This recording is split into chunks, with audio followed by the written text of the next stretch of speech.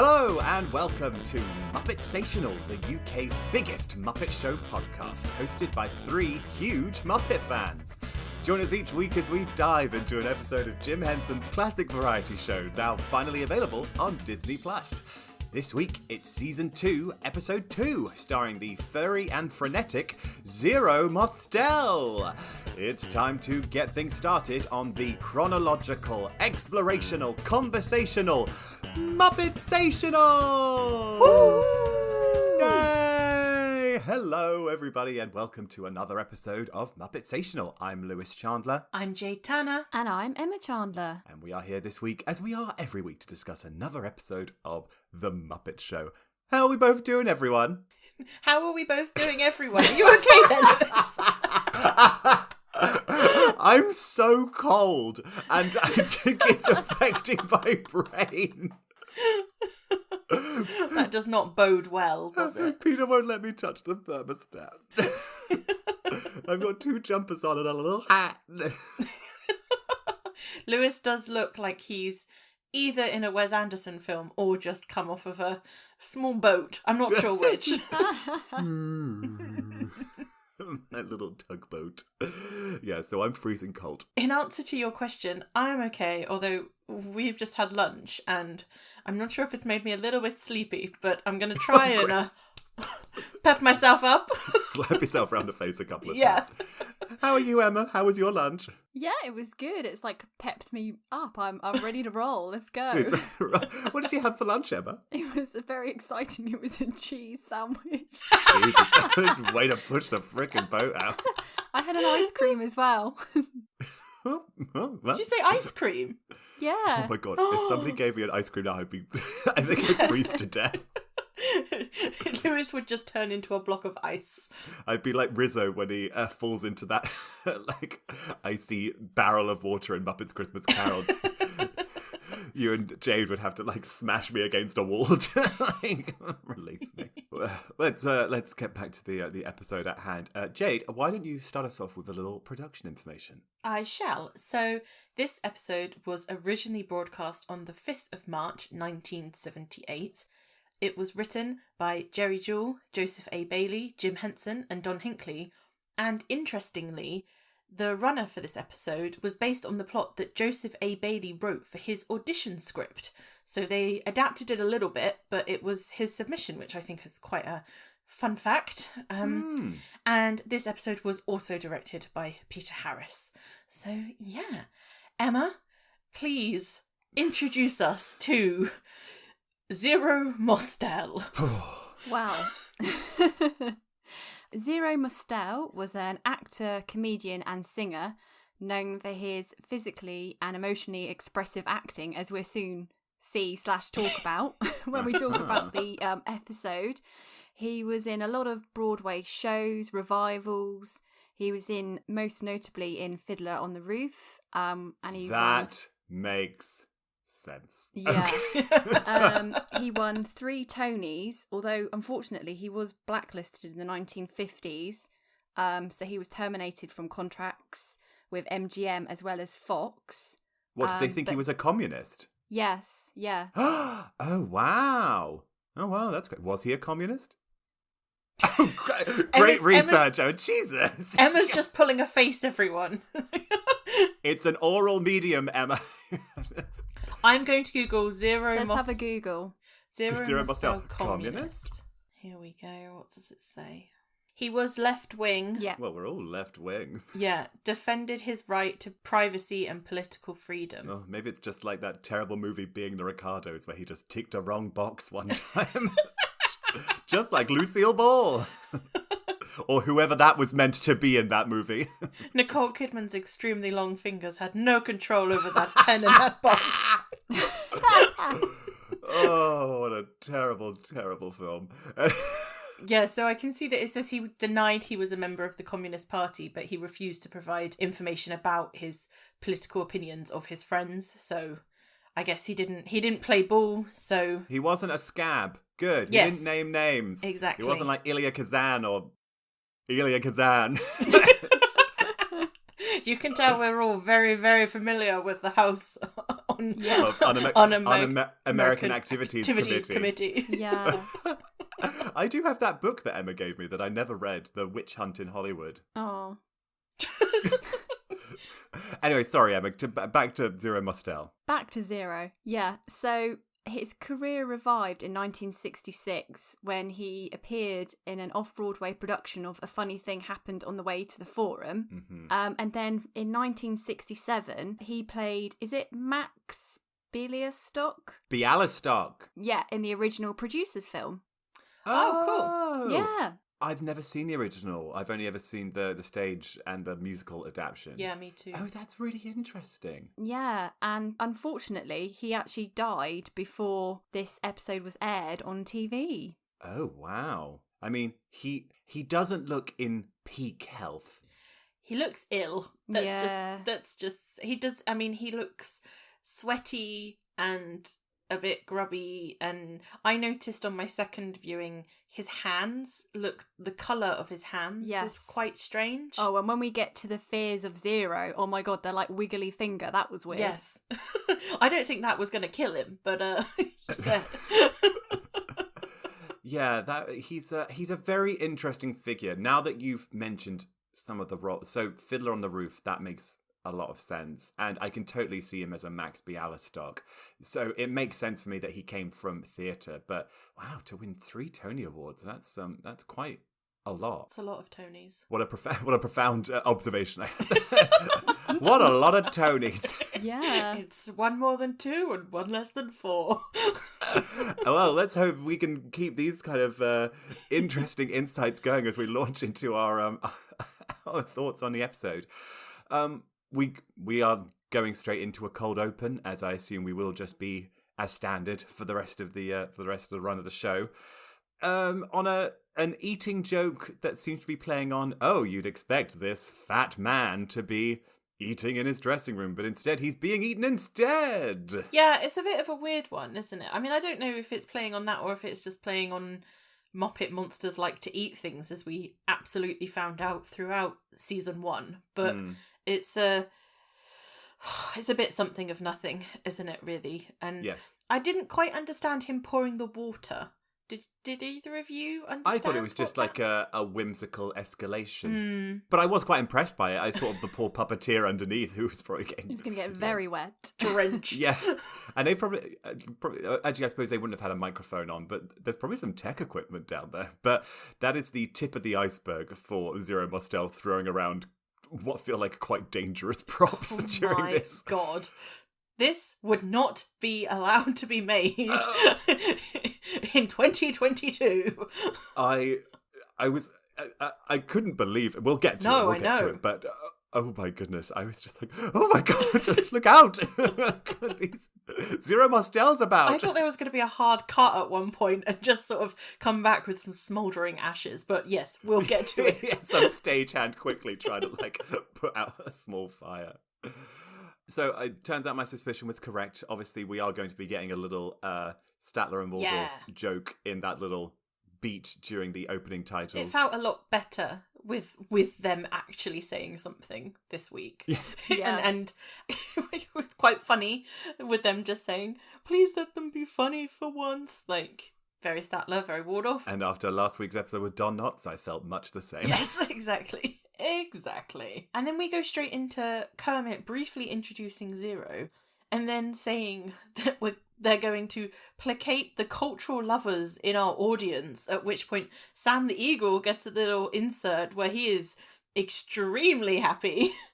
Yes. Because we're going to hear a rendition of Chopin's Polonaise in A flat. But then Fozzie very, very cutely appears from behind the curtain and peeks round and tells Kermit the bad news that the concert pianist cannot make it. And at the point that he tells Kermit that Dr. Teeth is going to do the rendition instead, I don't know if you both heard, but he tells Kermit, good luck, kid, which I thought was hilarious. I feel like that must have been a little ad-lib. But the cut back to Sam the Eagle just going, what? Yes. That was hilarious. I cackled. I really enjoy Sam the Eagle, particularly when he's just I like him most when he's just a cut to or a reaction where, you know, it's that little moment in this episode. It's in the Muppet Family Christmas where the Sesame Street gang are doing their Christmas pageant, and it just cuts to Sam the Eagle in a doorway going, "Is nothing sacred?" and just burying his head into his wings. And I love Sam the Eagle so much, and that was just such a perfect little cut to him. It's amazing. I feel like all of his little interjections throughout the whole episode are absolutely spot on. Like, such a nice use of him to be playing with that, and they feel like they're so much more confident at cutting back and forth and having that pace be a little bit zippier and just using those Muppets to their character strengths, basically. Yeah, it's like all of them are so clearly established now. Well, albeit, you know, we're 2 episodes in. We're only getting Gonzo appearing in the O of Muppet Show, so we can't quite gauge how much they might have fixed Gonzo's character yet. But I really enjoyed this opening number. I thought it sounded really great. I adored Animal just shouting, "Chopin! Chopin! Chopin!" It was amazing.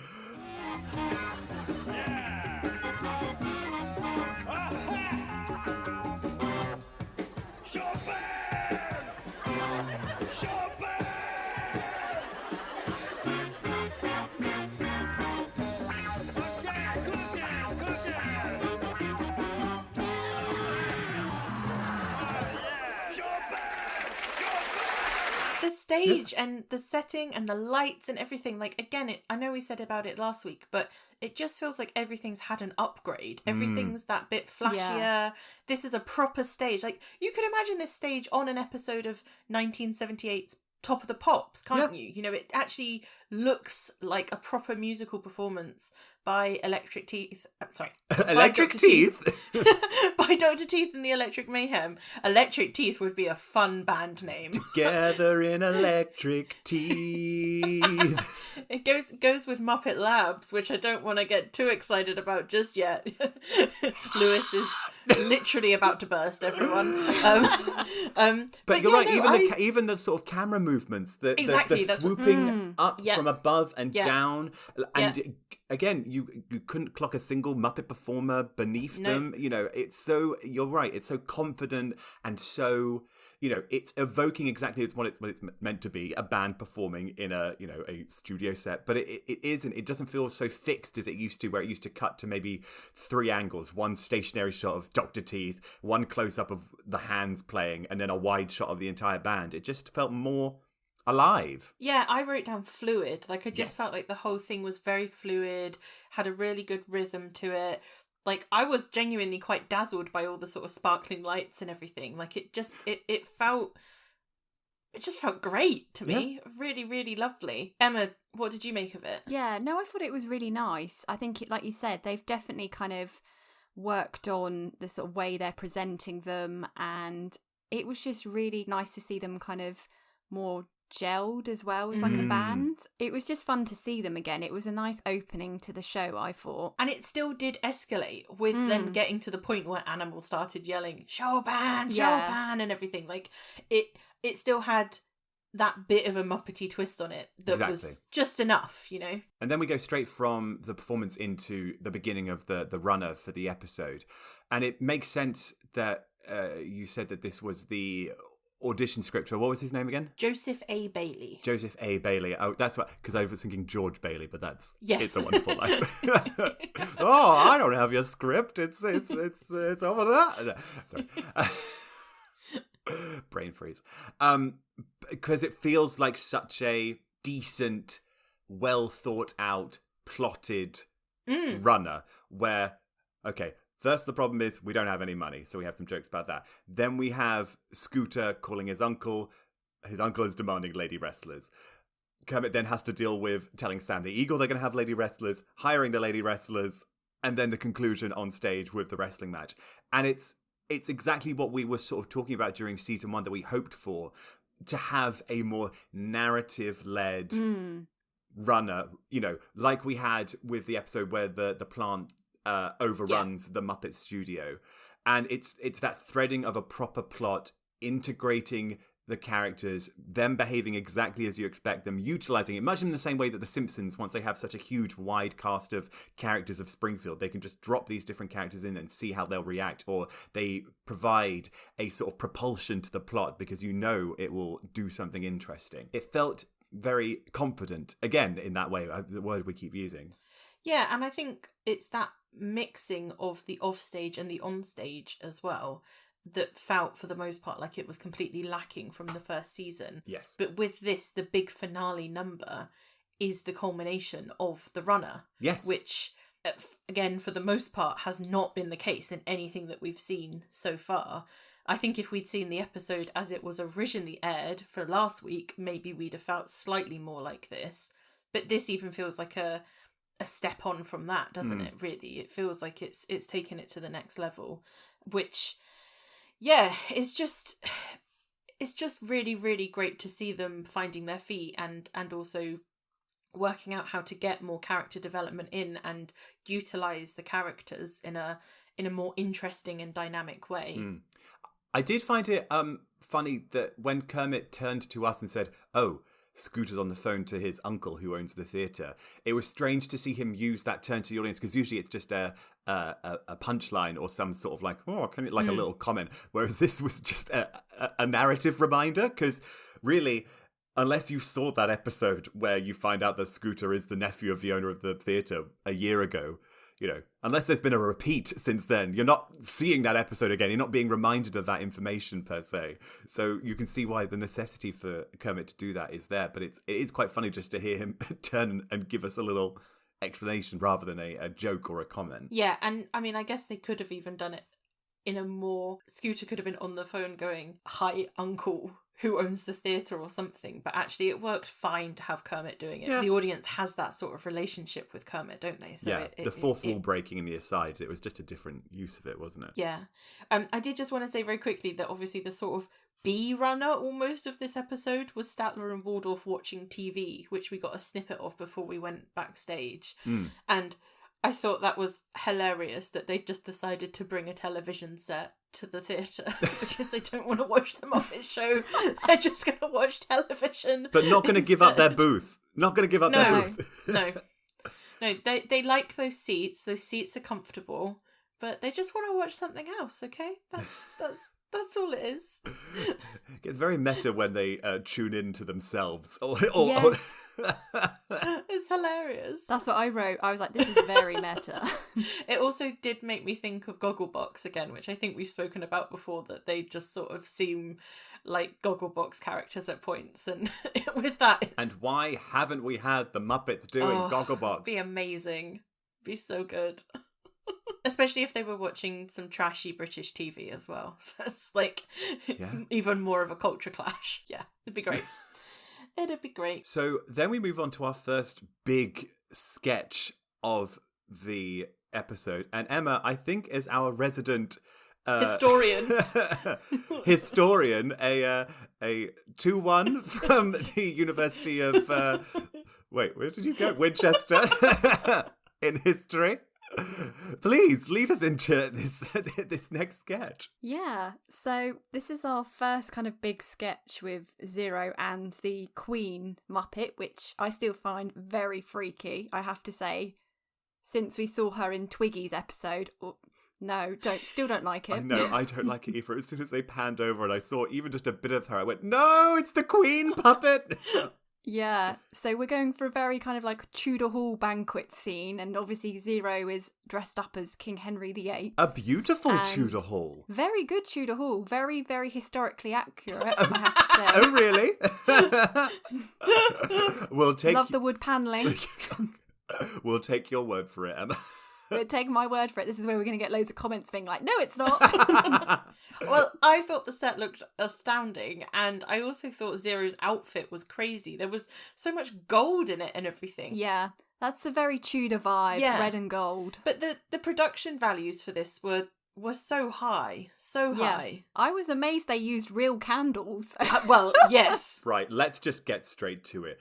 He chucked around so many lit candles, and How were they allowed to do that? It just seems so dangerous. I know, and the bit where he jumped over the real dog. I know it interspersed with the puppet dog, but I was like, oh god. Emma, I think that was the puppet dog at that point. I don't know. No, if I that think was... it was the real dog. No, it was the real dog. Okay, I've now pulled a total Peter. I don't think I ever clocked at one point that it was a real dog. What? I Lewis? only thought it was a puppet dog.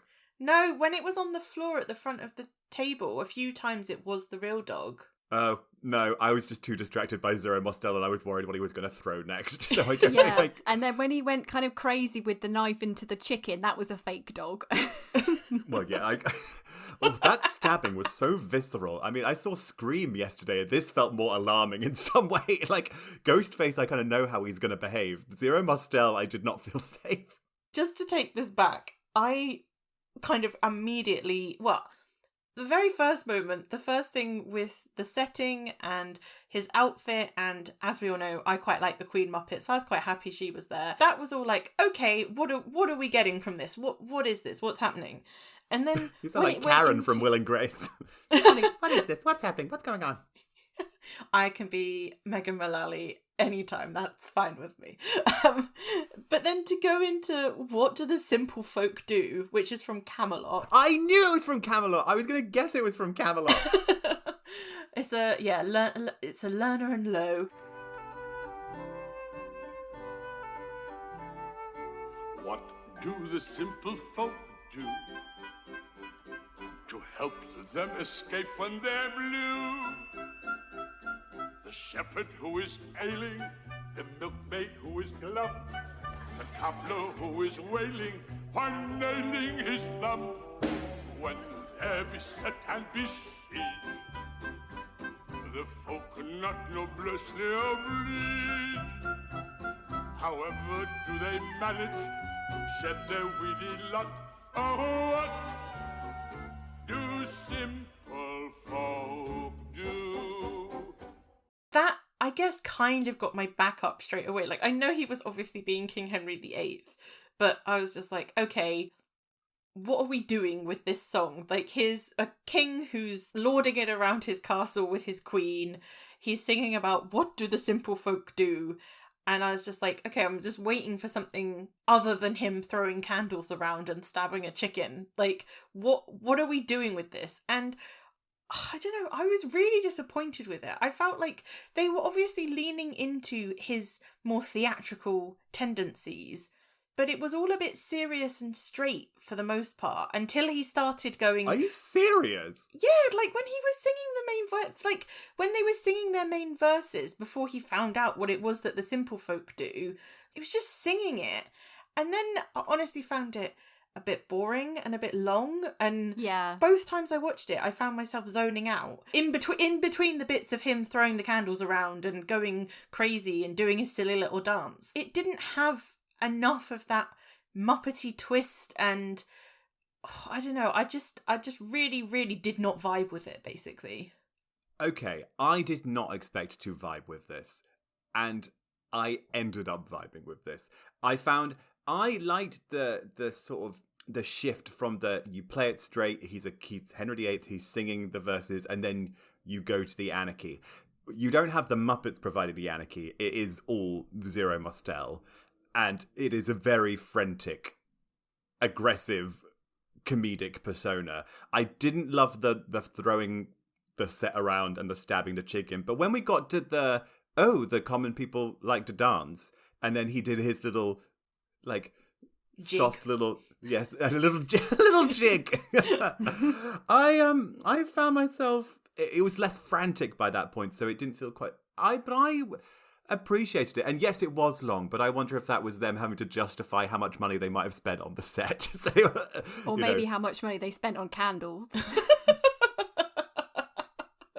Some and the poor dog stagehand rushing on with some sand or like some water, like. Ugh. Especially the bit where he was like that candelabra near the curtain. I was like, oh. that had like 6 or 7 candles on it, and it went flying. How did he do that? I suppose maybe just at the velocity that he lobbed it, maybe all the candles just went out. Do you know what I mean?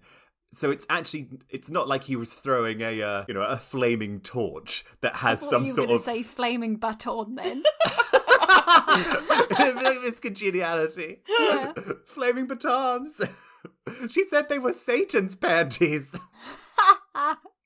But if he was throwing some sort of flaming torch, stop thinking of baton.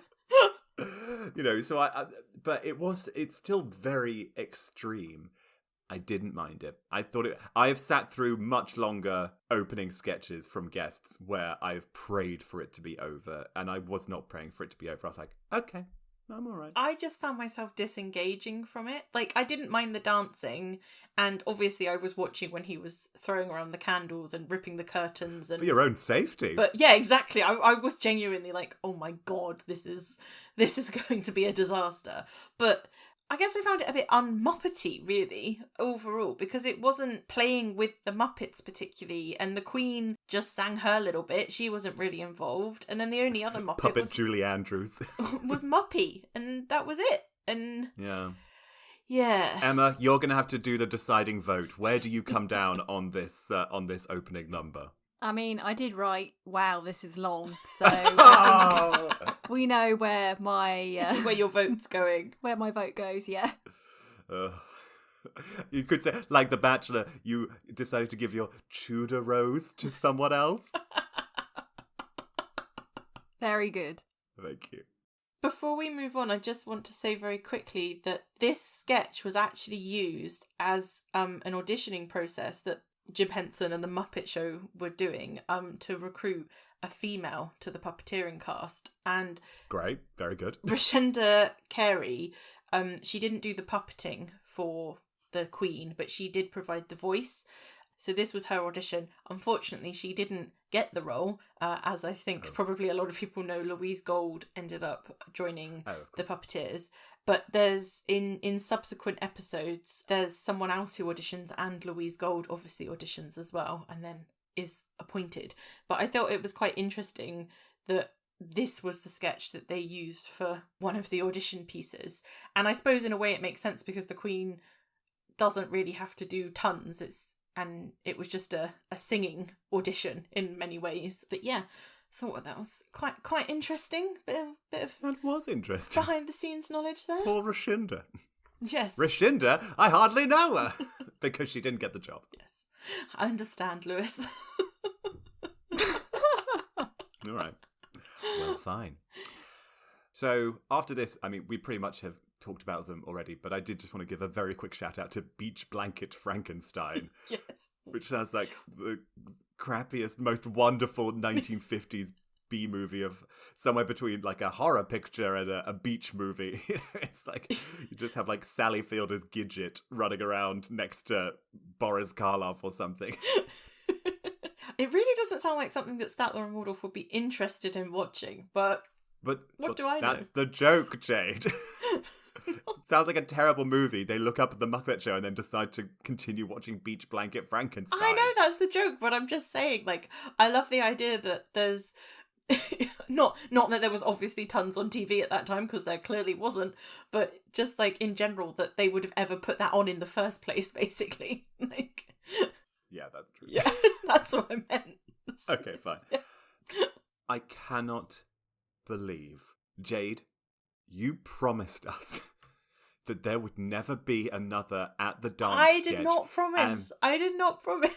You promised! I did not promise. I did not promise. And then that horrible music came trailing in like a nightmare. And we were stuck in this strange dance at a tennis event? Because why was every joke about tennis? So many tennis jokes. I haven't got a clue. In my mind, the only thing I can think is that it was like, they have that champions dinner after Wimbledon where they get dressed up and they get their trophies and everything. I am assuming this was at that. That's the only thing I can think of, because why were all the puns about tennis? And they weren't even funny. Yet again, I mean, the goal to bring the ballroom back, why do we need At the Dance in season 2 of The Muppet Show? We do not. And okay, then... I'm just going to say I did laugh at the 2 tennis balls dancing, yes. And one of them asking, "Where have you been all day?" "In court." I was like, I thought the tennis balls were cute, but I was like, that's still a bad pun. Yeah. Oof. Bad pun. Bad pun. I did say I didn't think it was coming back. I am sorry that it has come back. I don't think it sticks around for too long, so hopefully. I can't. We were so happy. We were so happy once. It was over. And it still finished with an explosion as well, which really made me just go, okay. I know, Crazy Harry was back. And Gonzo had an explosion this week in the O of the Muppet Show, not just flames. Yeah. He did, yeah. The explosion budget is obviously back in full force. Yeah, it hadn't arrived for episode 1. Yeah. The shipment hadn't got to the hadn't gotten to the studio. Yeah, so I'm sorry, everybody. Good, and apologise to the viewers as well, the listeners. I did not write this. We know that.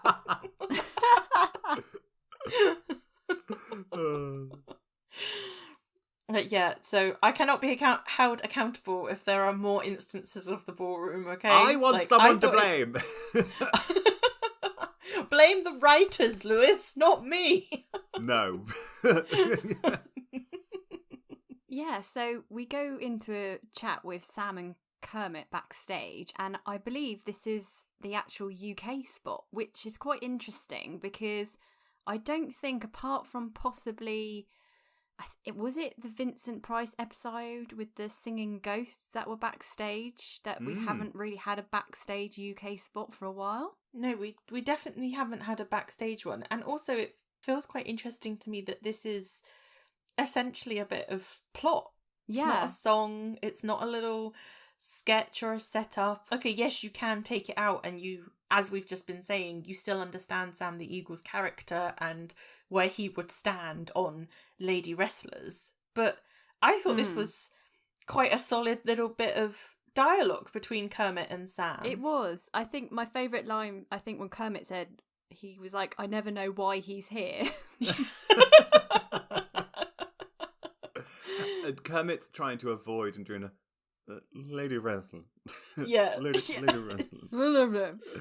It was a really nice bit of business. I'm very surprised to hear that was the UK spot. I mean, it can be lifted out, but it feels like it adds so much. You know? Yeah, it does. It does. And I also really like that it was in the prop cupboard. So again, we're fleshing out that backstage world. That's not just Kermit's desk, the backstage area, the 2 dressing rooms. It's actually like a functioning part of the theatre. Yeah, it kind of made me think of the ride in the Hollywood Studios. Oh, when you're... Wait. Yes. Yeah. Oh, you mean Muppet Vision? Muppet Vision, sorry, yeah. Yeah.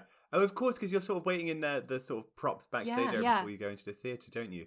Oh, yeah, that's such a good point. Good shout, Emma. I hadn't thought of that, but you're right, it is. Yeah.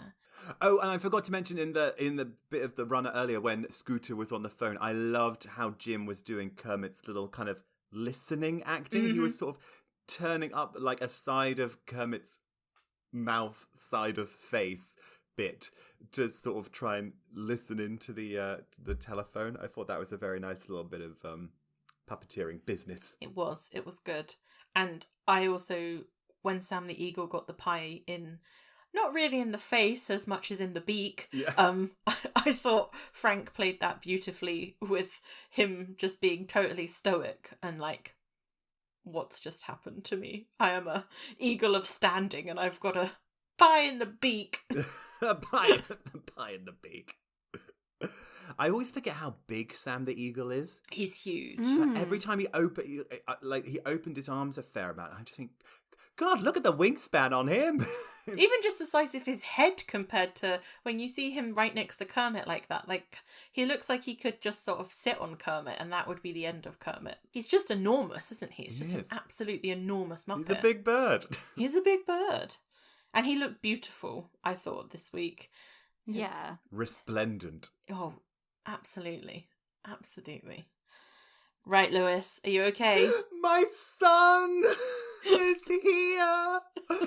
From the second Muppet Lab started, I was like, oh my God, is this going to be the moment? And then Dr. Bunsen Honeydew turns and my beautiful child just slowly crept his way round Emirac. And just, he was so nervous and so cute. He didn't do any meeping, but he was just so... It made me so happy. I just grinned for the entire sketch.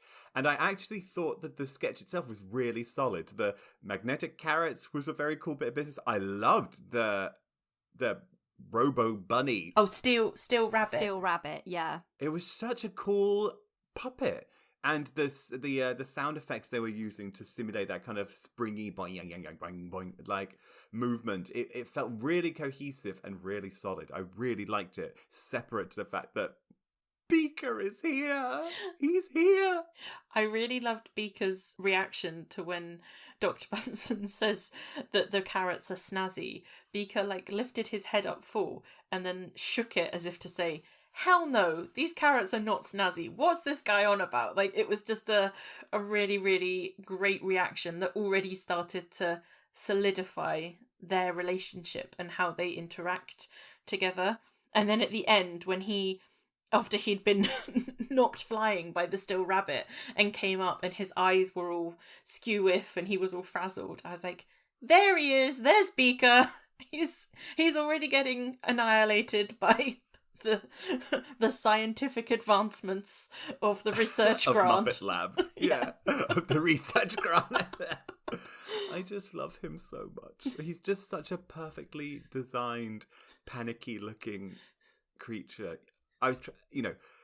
There's never been a point in my life where I didn't know Beaker existed. And so it's hard to sort of look at him objectively. But when we've watched now, over a season of this show, and you look at some of these potentially one-off Muppets or even other regular Muppets who turn up and their design is interesting. There is something so perfect and pleasing about Beaker. The way his little mouth just sort of flaps and he has these huge panicked bug eyes, and even just the choice of the red hair on top that is just a little tuft, almost kind of like Sideshow Bob-esque, where it's just a long thin frame and then just a little tuft at the top.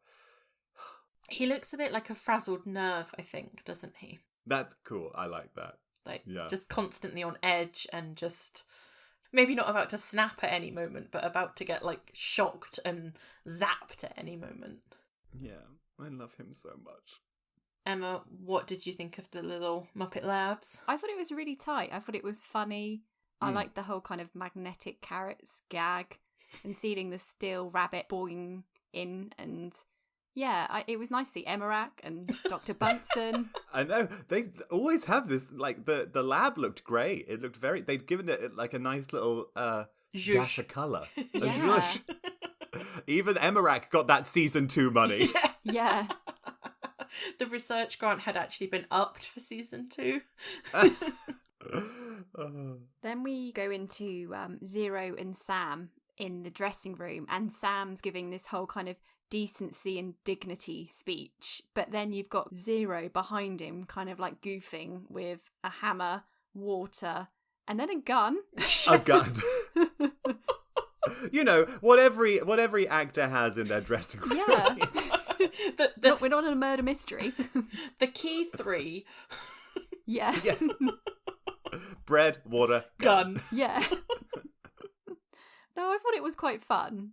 Yeah. It was quite fun, but it also, other than the fact it seemed to escalate with the gun, it didn't really seem to go anywhere in terms of, Sam the Eagle never caught Zero doing anything, or it didn't get to the point of absolute silliness, I guess. It just, do you know what I mean? It was just essentially the same thing 3 times. Yes, it was diminishing returns. I guess maybe if you hadn't seen the UK spot, it would be that continuation of the plot. But because we have seen the UK spot, it does also feel a little bit okay, we already know that Sam the Eagle feels this way. And sure, he's telling this week's guest, but what more to that?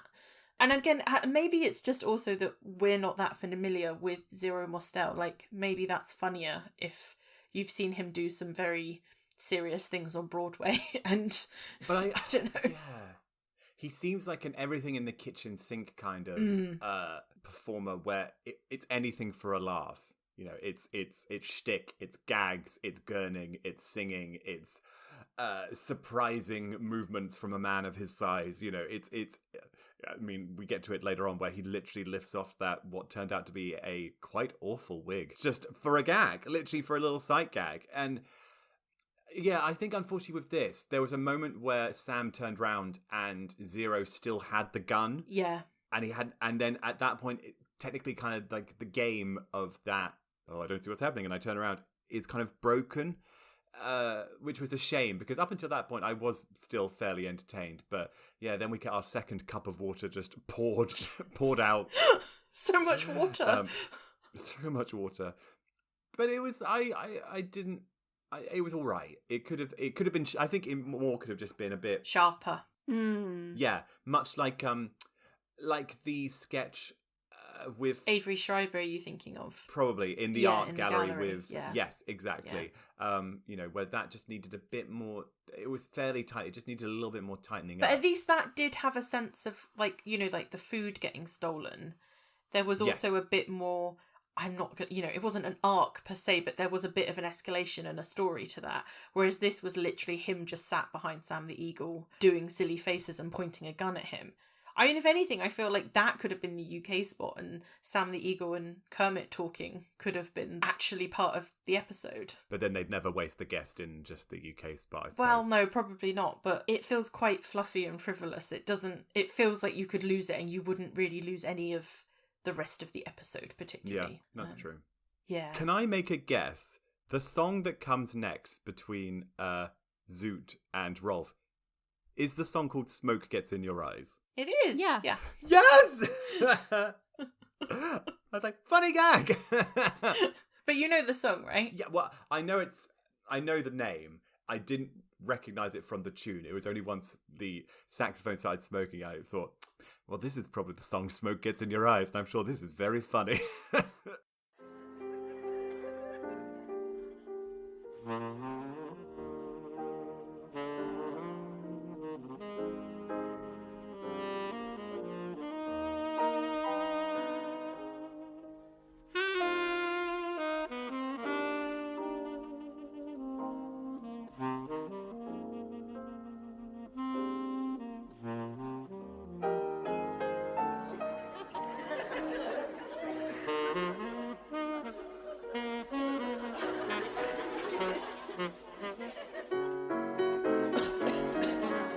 When they first started playing, I was like, oh, is this Smoke Gets in Your Eyes?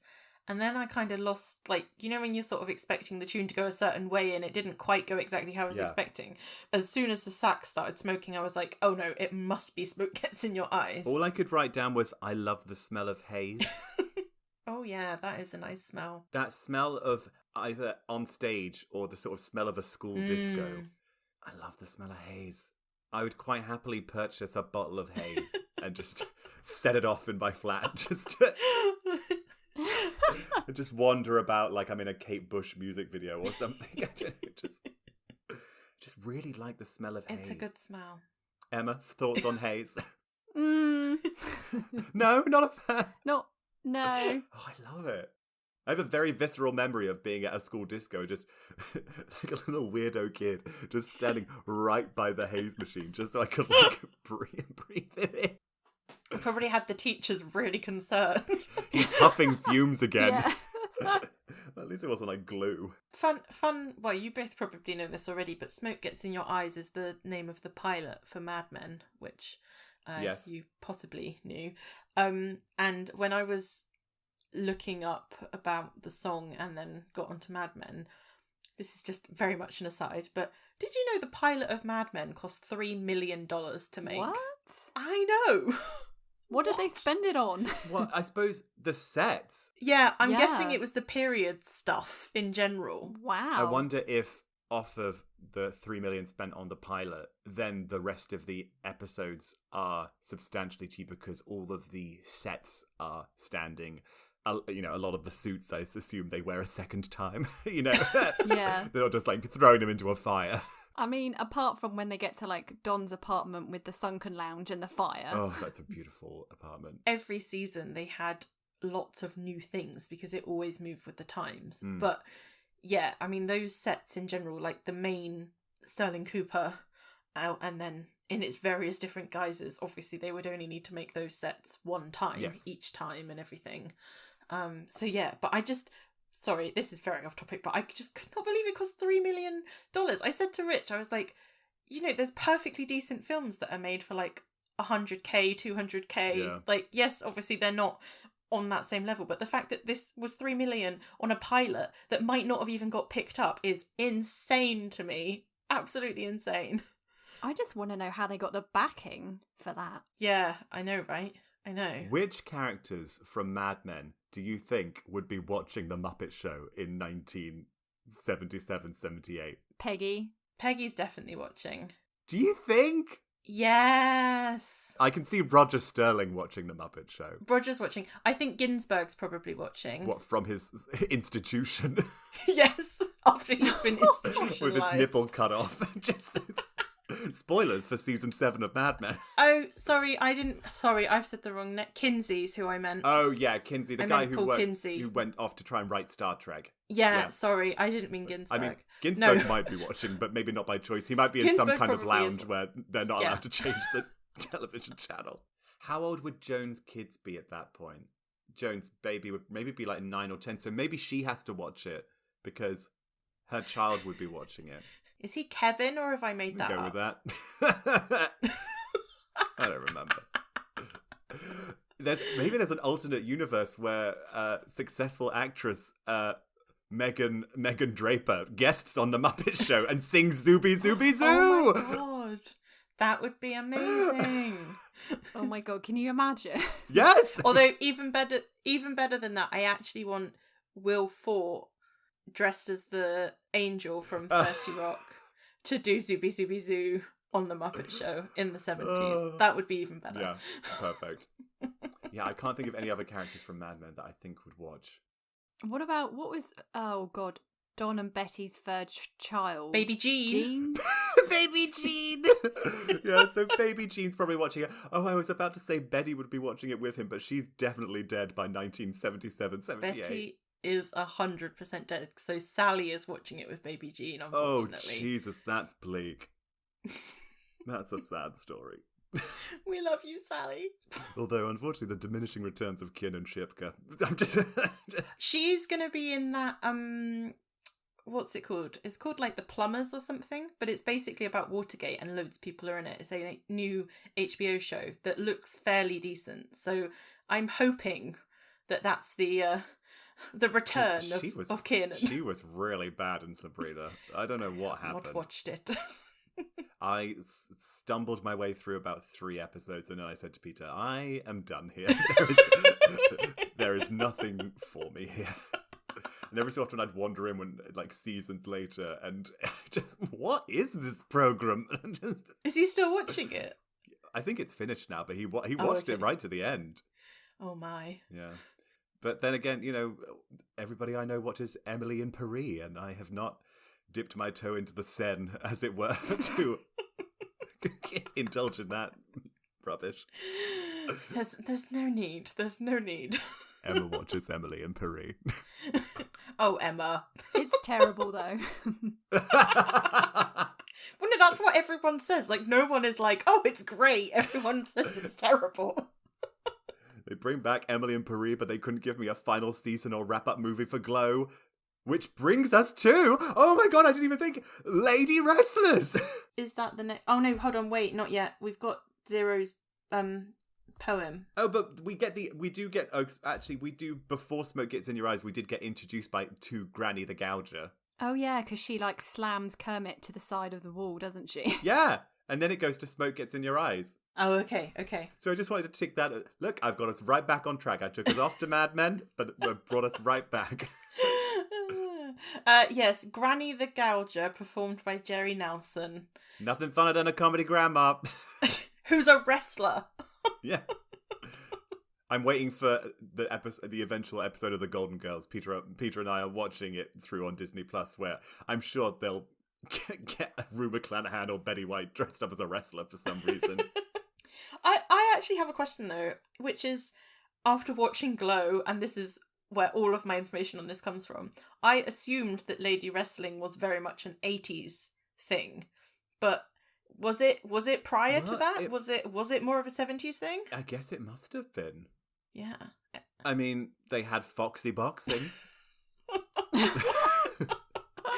That's something that Don Draper named right there. Foxy Yeah. Boxing.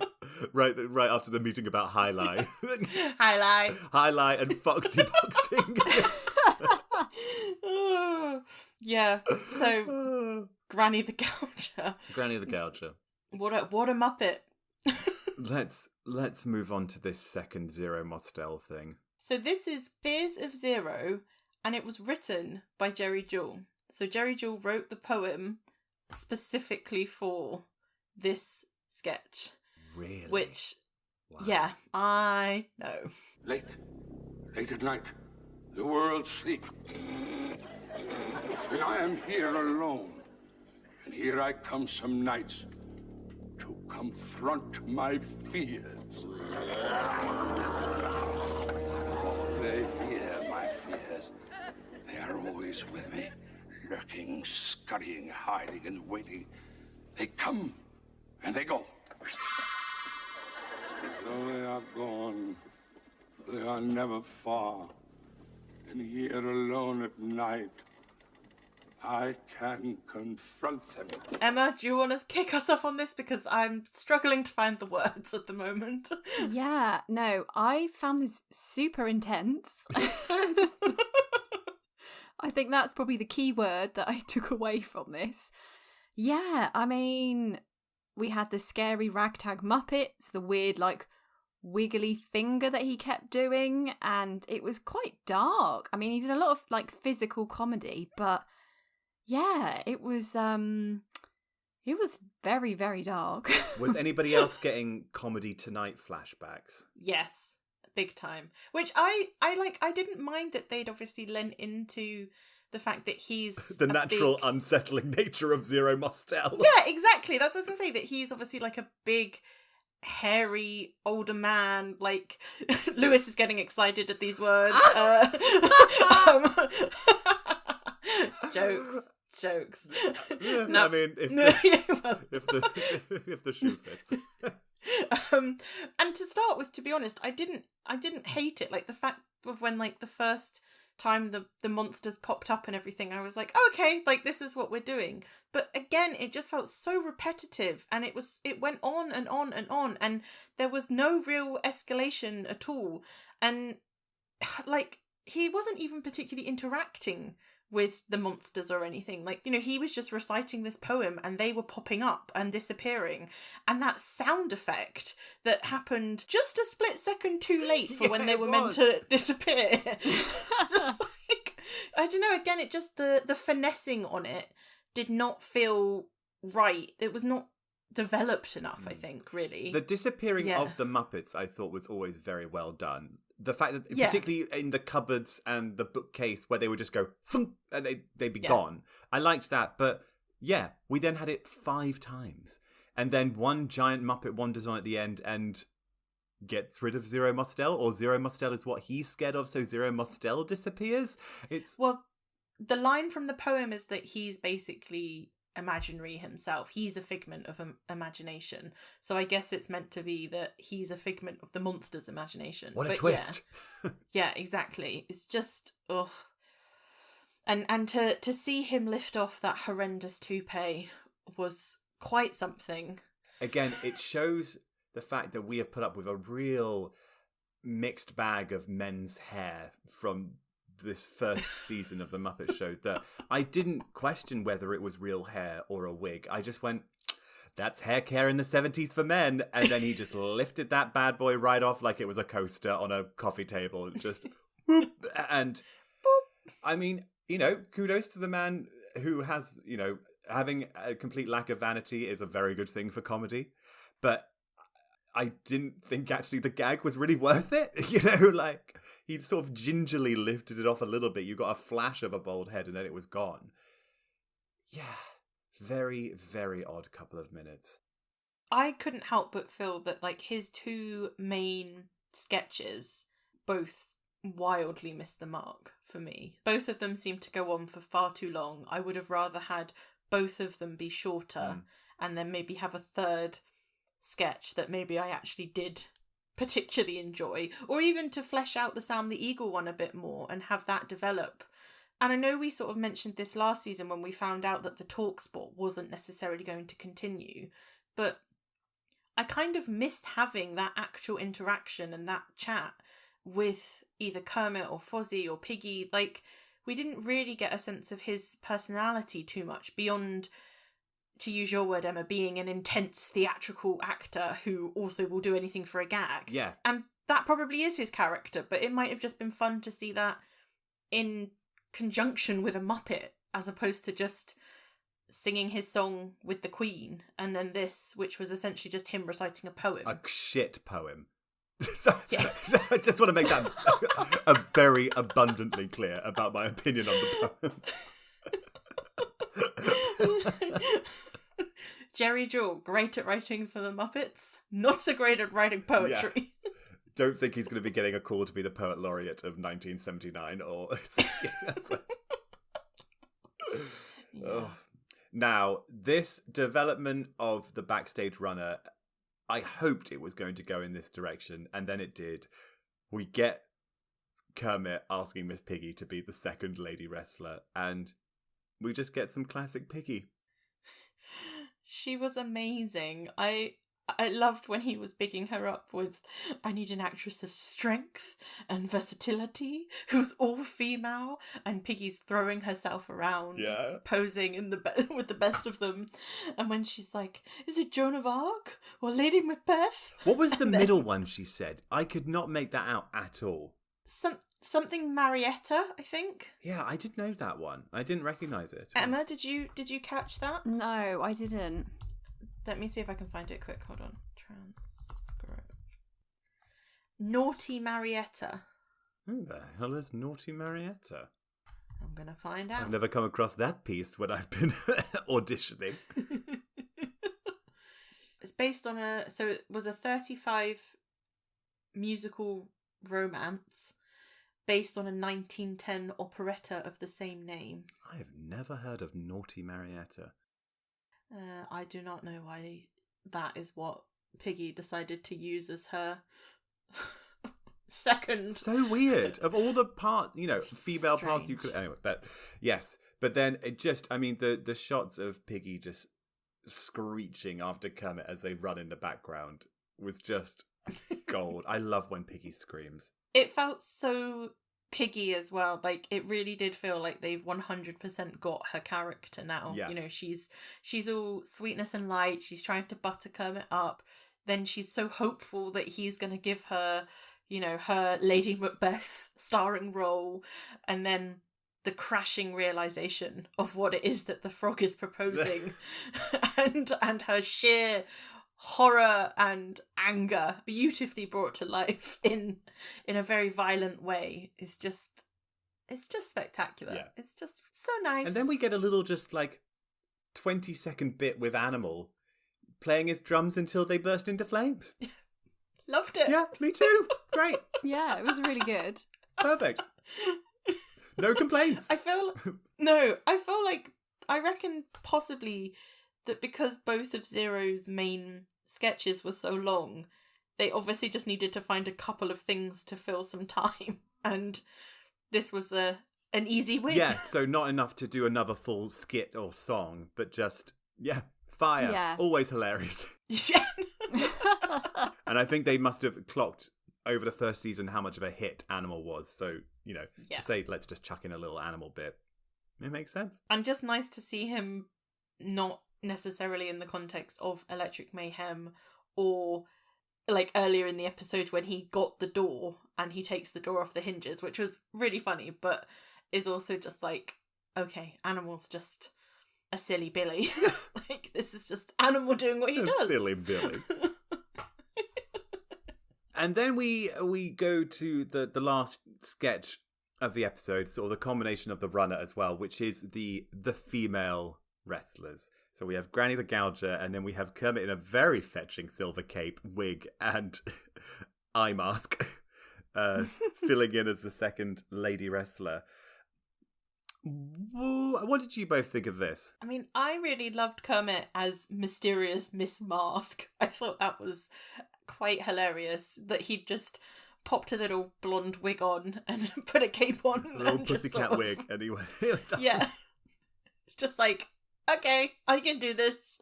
I mean, I felt like their actual wrestling between Kermit and Granny the Gouger was a little bit, okay, It's quite fine. rough. Yeah.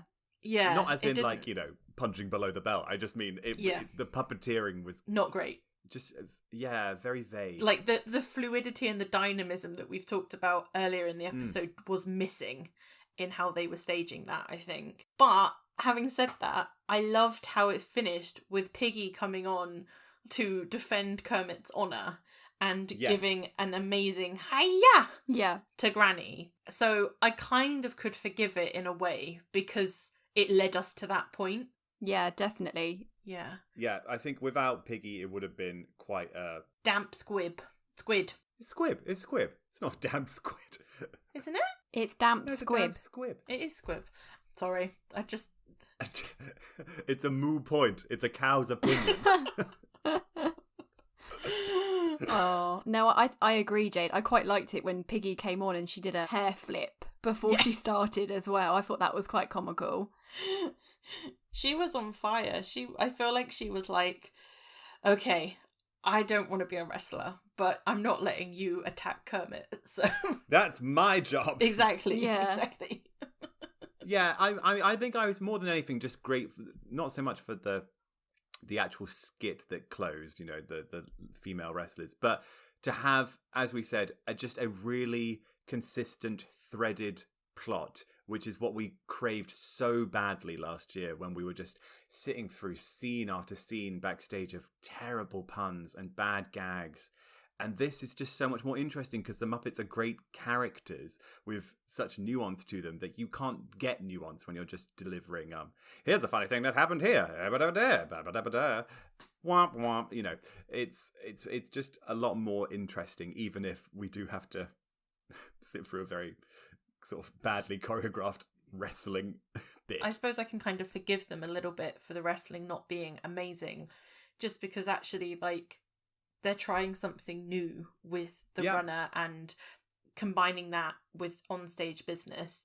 Obviously, it was written originally by someone who was auditioning to come on the show, so maybe didn't have that good of an idea of whether it would actually be possible with the technology and the puppets that they had at the time or whatever. But they still did it, and like, I have to give them kudos for that, because I think, like, actually, it's such a huge development, and it feels like such a big step in the evolution of the show that actually, okay, fine, their wrestling wasn't amazing, but maybe we've just watched too much Glow, and that's fine. Like, and yet, still, not enough Glow! Bring it back, damn it. Just give me a movie to conclude it. Kate Nash isn't busy. I'd take a half an hour special to just quickly whiz round and see what they're all up to. Oh, I miss Glow. So sad. Speaking of unsatisfying conclusions, the weird goodbye ending with Zero biting Sam the Eagle on the beak. Yeah, what was that? That was very weird. I did quite like Kermit in all his bandages. Yes. I thought that was quite funny. But yeah, no, that bit was super weird. Yeah. Yeah. I didn't care for that at all. I assume it was because they said that Zero had joined the monsters. And what did the monsters do on the Muppet Show? They eat people and things. But yeah. I still don't get it. And also, that puppet is so gorgeous. How dare you eat it? Like, I know. Leave that gorgeous puppet alone. And what if the puppeteer didn't get their hand out quick enough? You could just have Zero Mostel's chompers on your fingers. Frank Oz permanently slightly mauled By Zero Mostel. Yeah. I will be very interested to see how we are going to rank this episode. But first, we must do our most valued Muppet performer, otherwise known as our MVMP. Jade, why don't you kick us off? I wasn't 100% sure who to go for my MVMP this week, because yeah, like as we've been saying, Zero didn't have that much interaction with any particular Muppets. The runner was good because it showed such development, but I don't necessarily know if I felt like any of the runner characters stood out hugely. But of the runner characters, I feel like Sam the Eagle was my favourite. And I think he did a very, very good job this episode of desperately trying to uphold the moral integrity of this show. Yeah. And all of his little inserts were so funny and so good, and he did make me laugh, and I just thoroughly enjoyed seeing him, and I thought he did look gorgeous. So I'm going to give it to Sam the Eagle this week. Emma, who was your MVMP? Well, like the first season, Jade, me and you have chosen the same MVMP, because mine's Sam as well. Woo! Go Sam! I liked his whole like decency and dignity thing, you know, trying to bring some wholesomeness to the Muppet Show. And it was just nice to see him develop a bit more as well and have more interactions. So yeah, I think same as you, Sam is my MVMP. How about you, Lou? In any other episode, I would absolutely agree with you both and give it to Sam the Eagle, but I can't not give it to Beaker. Just the moment he crept his way round the little monitor, I was just so filled with joy. And it is like my son has returned to me. Like I'm using my second jumper as like a wrap. Lewis has got a shawl around him, basically, and he does look like some widowed elderly lady who did lose her son in the war, and is just like, oh, he's back. And I'm winning a supporting actress nomination. Yeah, you're sat on a rocking chair on a porch. Yeah, with some knitting. Yeah. But, yeah, he was so cute, and even without his meeping or his voice, just purely on visuals alone, he made me so happy, and so I can't not give it to Beaker. So I was tempted by Beaker, but I know there's going to be so much more Beaker to come, and there will, and much like Emma, I will just keep voting for him every damn week. If Emma's going to be trying to oh my god turn this into Rolf's favour, then I'm going pure Beaker all the way. I feel like we're going to have to put a limit. I know, it's going to be like a fight to the death between Beaker and Rolf. I think we might have to say, like, you can vote for them both 3 times a season or something, because otherwise... No! We'll decide off air, it's fine. That sounds serious. Because I'm just concerned that it's just going to be me having to give out all of the other actual ones, and you two are just going to be like, Rolf, I'm sorry, Beaker, last Rolf, week I Beaker. gave it to Zelda Rose. I mean, when have I ever... I gave it 2 times in a row to Sentient Bread. Like... I think I gave one of them last year to the the Magic Trick Cupboard. Oh, yeah. Emma literally gave it to a box. So I think it's fine. I think we shall be fair. I think so too. Well, I'm hoping so. We'll see. Okay, we'll see. Okay. Shall we do our rating? Emma, do you want to kick us off? So my rating for this week's episode is 4.5 magnetic carrots out of 10. Very good. There were bits that I liked, like Muppet Labs, and the lady wrestling thing actually was quite good, and all the backstage business with Sam and Kermit. And actually the little, like, Chopin opening was pretty fun. And actually the sort of UK spot as well, which I'd never thought I would actually say. But I didn't enjoy At the Dance, the What Do Simple Folk Do, or Fears of Zero, to be completely honest. So when I balanced that out, I kind of came to the score of 4.5 for this episode. How about you, Lewis? So I'm going to go a bit higher this week. I am going to give it 5 flaming candles flying through the air. I came down just about on the positive side of Zero Mostel. I liked what do the common folk do? Or am I thinking of pulp, common people? That's common. Yeah, it's what do simple folk do. Yeah, it's even worse than common. It's simple. It's just like you're not even just poor. You're simple. I wish I was simple. Cursed with existential angst. No, I enjoyed that. I really enjoyed the Chopin. I loved, the really solidly structured runner and how that fed and drove the episode, even if the conclusion was a bit messy. So I think a straight down the middle 5 out of 10 is fair. I enjoyed it more than last week's episode, but I know there's a lot more greatness to come. So I'm erring on the lower end at the moment. Jade, what about you? I found this really hard because I really didn't particularly enjoy Zero Mostel's sections at all. But I think, as you've both just said, there was actually quite a lot there to enjoy. And I feel like I did, on the whole, really enjoy the Muppety business of things that went on. So I'm going to give it the same rating that I gave last week's one. I'm going to go 5.5 again, and I'm going to go 5.5 Chopin. I think Sam the Eagle was amazing throughout, as I've said with my MVMP. The beginning with Animal and Chopin was great. I really liked Muppet Labs, and it's amazing to see Beaker finally return or arrive. Exist. Yes, arrive. And I did enjoy Miss Piggy, and particularly her taking on Granny the Gouger at the end. That was a satisfying ending to the runner.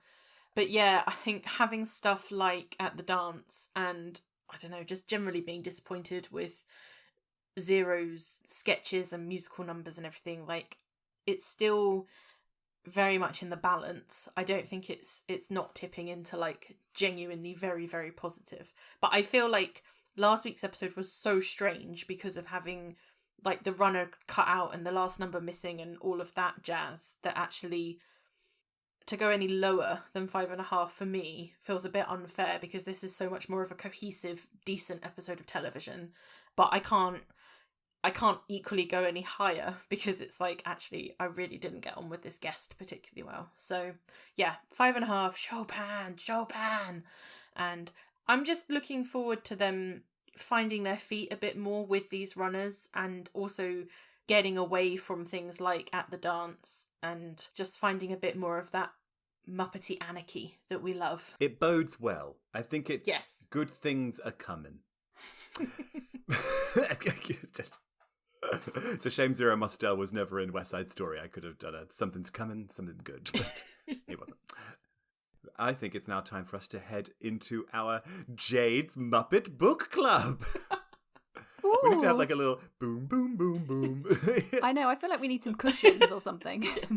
Cushions? Yeah, to like sit on at a book club. You've never been to a book club. As if a defining feature of a book club is, they all sit on cushions. I think a defining feature of a book club is wine. Yes, exactly. So let's crack open our bottles, and Jade, give us our quote of Muppets and Men this week. So I've picked a quote this week which is all about Kermit, because I felt like Kermit's got quite an important role to play in this particular episode and runner. Okay, so this is taken from The Making of the Muppet Show of Muppets and Men by Christopher Finch. And Christopher Finch writes, Jerry Jewell, who probably knows Kermit as well as anyone but Henson, says that the frog is deceptively difficult to write for, unexpectedly complex. People tend to think Kermit is just the straight man, but Jewell insists that this is far from being the case. And then a quote from Jewell. He is much more than that. He relates to the other characters on many different levels. More important, they have to relate to him. The other characters do not have what it takes to hold things together. Kermit does have that ability, but at the same time, he understands the others. He cares for them. On one show, the guest remarked to Kermit that he was the only character around who was not crazy. Me? Not crazy? Kermit said. I hired the others! That's one of my favourite lines. The fact is that Kermit loves anarchy, but is able to impose just enough discipline to stop things from falling apart. no one else can help him because none of the other characters knows how. That's why he gets frazzled, because it all comes down to him. It takes a lot to push him over the edge, but it does happen once in a while. Oh, that's great. That's a very good summation of Kermit. Yeah, and I think it's really quite interesting, this idea of the reason he does get frazzled is because all the others are off being so crazy all of the time that they can't take a moment away from their craziness to basically sort of go like, okay, what, like with this week, what do we need to do in order to get everyone paid? It's like, nope, that's on you, Kermit. No one else is going to help you with that. I love that the total that they needed to pay everybody in the Muppet Show was $27. And 14 cents, wasn't it? Oh, yeah, don't forget the 14 cents. Don't forget the 14 cents. I feel like that 14 cents might have been Moppy's take or something, like. But does he have to split it with the real dog? That's his danger money for being in that sketch. Oh my god, yeah, he got paid a premium this week.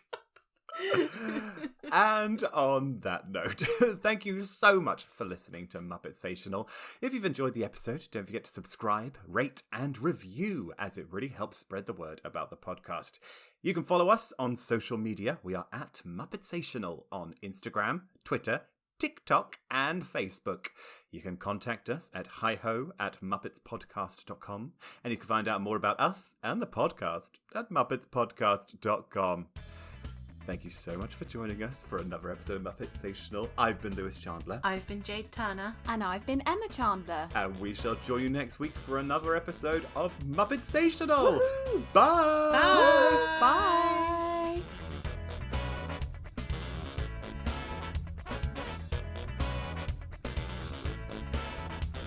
Our theme music is Peppy Pepe by Kevin MacLeod, and our artwork is designed by Charlotte Rudge, who you can follow at Charlie_R_Rudge on Instagram.